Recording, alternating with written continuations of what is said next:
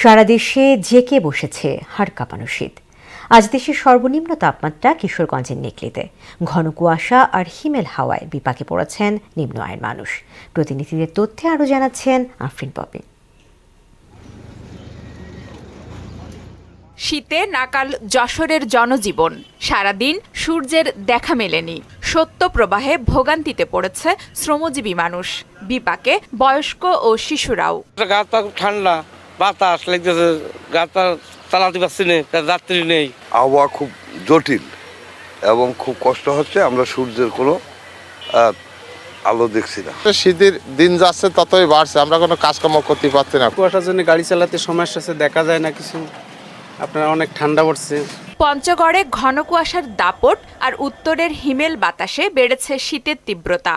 ভোর থেকে ঘন কুয়াশা ও হিমেল হাওয়ায় জুবুথুবু অবস্থা। প্রচণ্ড শীতে স্বাভাবিক কর্মকাণ্ড ব্যাহত হচ্ছে। পঞ্চগড় সর্ব উত্তরের জেলা, শীতের প্রকোপ অনেক বৃদ্ধি পেয়েছে, এই জন্য শীতজনিত রোগও বৃদ্ধি পেয়েছে। চুয়াডাঙ্গায় ক্রমেই বাড়ছে শীতের তীব্রতা। মৃদু সত্য প্রবাহ বয়ে যাওয়ায় কনকনে ঠান্ডা, হিমেল বাতাস ও ঘন কুয়াশায় বিপর্যস্ত হয়ে পড়েছে জনজীবন।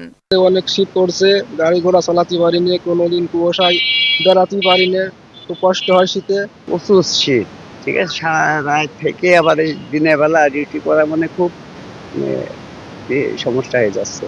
উত্তরের জেলা দিনাজপুরে দেখা মিলছে না সূর্যের। হিমেল হাওয়ায় বেড়েছে শীতের প্রকোপ। কষ্ট বেড়েছে খেটে খাওয়া ও নিম্ন আয়ের মানুষের।